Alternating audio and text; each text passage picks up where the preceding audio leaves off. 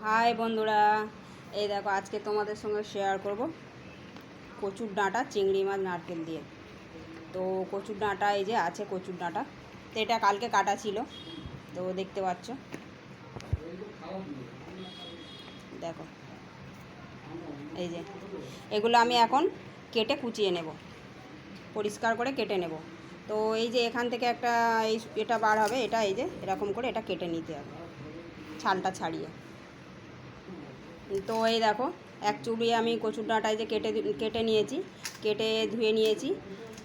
দেখো এরকম ছোট ছোট করে এই যে ছাল ছাড়িয়ে কেটে নিয়েছি। যে একটা খোসা থাকে, মানে গায়ে আঁশ থাকে, ছাল বলে, তো ওটাকে ছাড়িয়ে নিয়েছি, নিয়ে কেটে নিয়েছি। তো এই দেখো আমার হাত,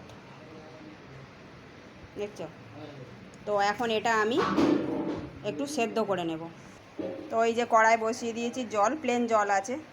তো জলের মধ্যে এখন আমি এই যে এক চুবড়ি কচুর ডাঁটা, এটা কেটে ধুয়ে পরিষ্কার করে রেখেছি, এটা দিয়ে দেব।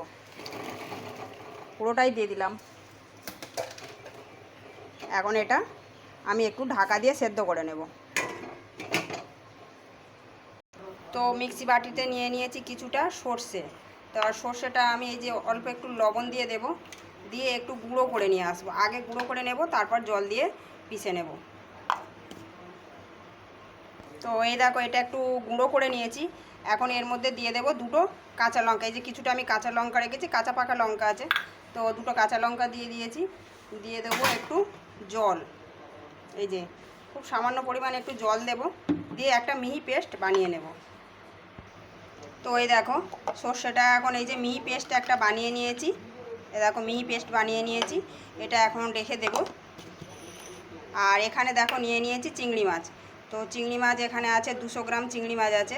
চিংড়ি মাছটা আমি ধুয়ে কেটে পরিষ্কার করে রেখেছি। এখানে একটা এই যে সুতো থাকে, মানে শিরা থাকে, ময়লা থাকে, ওটা ফেলে দিয়েছি। মাথাতেও একটা যে খাবারের থলি থাকে, ওটাও ফেলে দিয়েছি, দিয়ে আমি এখন পরিষ্কার করে রেখে দিয়েছি। আর এই যে কিছুটা আছে চেরা কাঁচা লঙ্কা, আর আছে এখানে ফোড়নে দেব 5 ফোড়ন, শুকনো লঙ্কা আর তেজপাতা। তো এই দেখো বন্ধুরা, আমি এখানে নিয়েছি কিছুটা নারকেল কুচি। তো এই দেখো নারকেলটা আমি এরকম পিছনে কালো অংশটা ফেলে দিয়ে এরকম ছোট ছোট করে কুচে নিয়েছি, নিয়ে এটা এখন রেখে দিয়েছি। অল্প দিয়েছি, বেশি দেবো না, যেহেতু চিংড়ি মাছ আছে তো টেস্টের জন্য। এটা তোমরা নারকেল কুড়েও দিতে পারো, তো আমি একটু কুচে নিয়েছি, কুচে নিয়ে এটা রেখে দিয়েছি। তো এই দেখো কচু শাকটা আমার এখন সেদ্ধ হয়ে গেছে।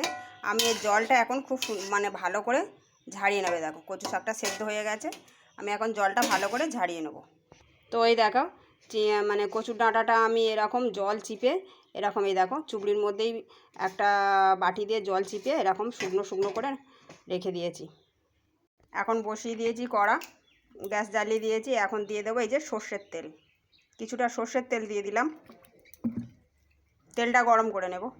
তেলটা গরম হয়ে গেছে, এখন দিয়ে দেবো একটু লবণ, দিয়ে দিলাম লবণ। দিয়ে এই যে চিংড়ি মাছগুলো আছে, এখানে আছে 200 গ্রাম চিংড়ি মাছ, চিংড়ি মাছটা এখন দিয়ে দেবো।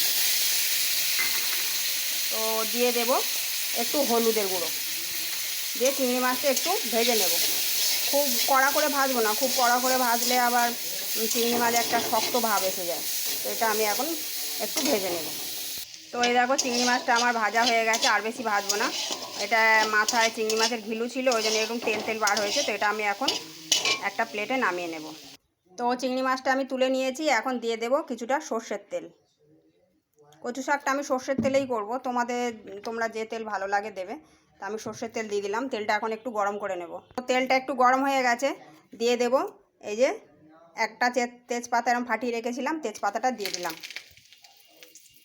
দিয়ে দেব একটা শুকনো লঙ্কা ছিঁড়ে রেখেছি, ওটাও দিয়ে দেব। দিয়ে ওটা একটু ভেজে নেব। এখন দিয়ে দেব কিছুটা 5 ফোড়ন।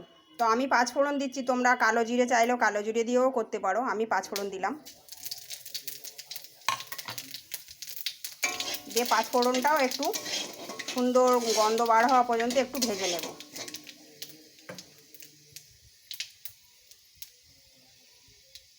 দিয়ে দেবো এখানে যে নারকেলটা কুচে রেখেছিলাম, নারকেলটা আমি একটু এর সঙ্গে ভেজে নেব।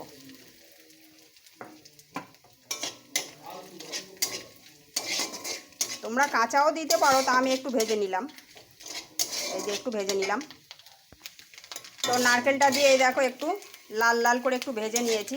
এখন দিয়ে দেব যে কাঁচা লঙ্কাগুলো কেটে রেখে দিয়েছিলাম, কাঁচা লঙ্কা চেলা, এই কাঁচা লঙ্কা চেলাগুলো দিয়ে দেব।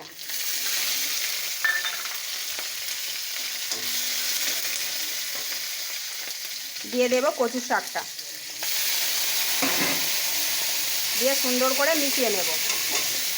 তো এই দেখো কচু শাকটা দিয়ে আমি মিশিয়ে নিয়েছি।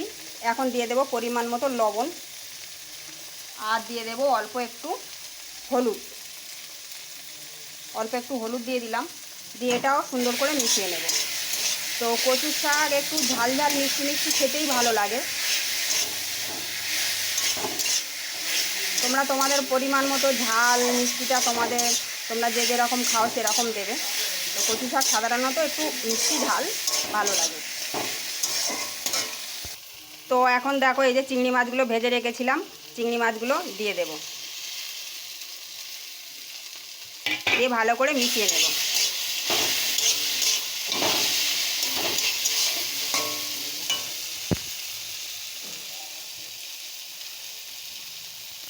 তো এখন দেখো যে সর্ষেটা বেটে রেখেছিলাম মিহি করে, ওই কিছুটা সর্ষে আমি দিয়ে দেব, দিয়ে এটাও ভালো করে মিশিয়ে নেব।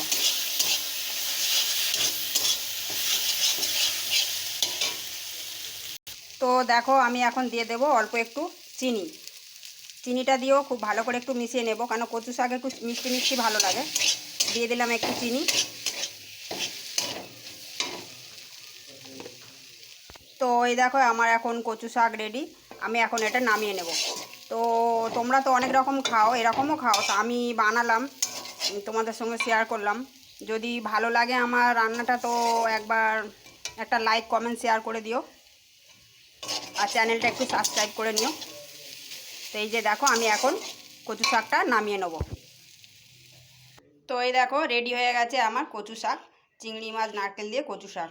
তো আমার এই রান্নাটা কেমন লাগলো একবার জানিও।